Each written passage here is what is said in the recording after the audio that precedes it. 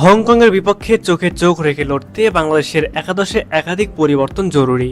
শুধু একাদশ নয়, পরিবর্তনের সবচেয়ে বড় যে জায়গা রয়েছে তা হলো কোচিং প্যানেল।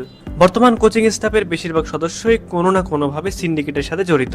বাংলাদেশ জাতীয় ফুটবল দল ধীরে ধীরে উন্নতির পথে হাঁটছে ঠিকই, তবে এখনো বড় দলগুলোর বিপক্ষে লড়াইয়ের ঘাটতি রয়েছে অনেক। হংকং, যারা সাম্প্রতিক বছরগুলোতে এশিয়ার শক্তিশালী মাধ্যম পর্যায়ের দল হিসেবে নিজেদের প্রতিষ্ঠিত করেছে, তাদের বিপক্ষে মাঠে নামতে হলে বাংলাদেশ দলকে কৌশলে ও গঠনে আনতে হবে বেশ কিছু গুরুত্বপূর্ণ পরিবর্তন। কারণ হংকং ফুটবল গতি নির্ভর, টেকটিক্যাল এবং মাঝমাঠ নির্ভর, যেখানে বাংলাদেশ অনেক সময় ছন্দ হারিয়ে ফেলে। হংকং এর বিপক্ষে মাঠে নামার আগে বাংলাদেশের 4টি জায়গায় পরিবর্তন আনা দরকার এবং খেলার ধরন চেঞ্জ করে অন্যভাবে খেলানো উচিত কোচকে। কেননা হেড কোচ হাবিয়ার ক্যাব্রেরা সেই পুরনো ধাঁচের কোচিং ট্যাকটিক্স যে এখন আর চলে না, তার মুখস্থ প্ল্যান আর কাজে দেয় না খুব একটা। প্রিয় দর্শক, চলুন দেখে নিই কিভাবে এবং কোন প্ল্যান ও ট্যাকটিক্স ব্যবহার করে খেললে জিততে পারবে বাংলাদেশ।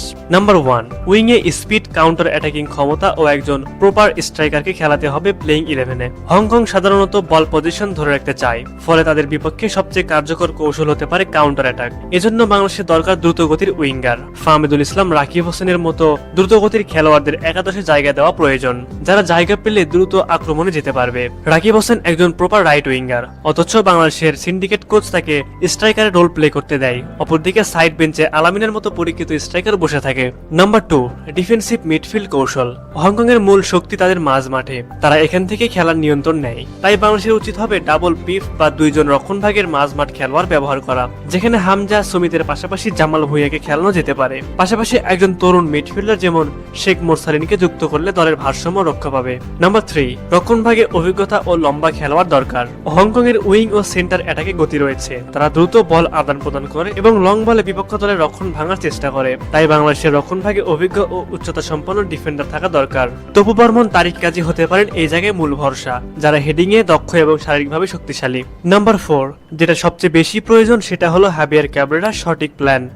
কার্যকর ট্যাকটিক্স ছাড়াই প্রতিটি ম্যাচ খেলতে নামেন ক্যাব্রেরা, যার কারণে ম্যাচের ফলাফল নিজেদের পক্ষে নিতে পারেন না। পুরনো ধাঁচের কোচিং প্ল্যান আজও বাংলাদেশকে জয় থেকে বঞ্চিত রাখে। আর সিন্ডিকেট তো আছেই, দল সিলেকশনে বড় ধরনের সিন্ডিকেট ব্যবহার হয় হাবিয়ার ক্যাব্রেরার হাত ধরেই। তবে অবাক করা বিষয় হলো বারবার ব্যর্থ হওয়ার পরও ক্যাব্রেরাকে বাদ দিচ্ছে না বাফুফে। তবে হংকং ম্যাচে নির্ধারণ হবে ক্যাব্রেরা বাংলাদেশের অধ্যায় কি হতে যাচ্ছে। হংকং এর বিপক্ষে জয় পেতে হলে শুধু স্কিল নয়, কৌশলগত রদবদল এবং খেলোয়াড় নির্বাচন খুবই গুরুত্বপূর্ণ।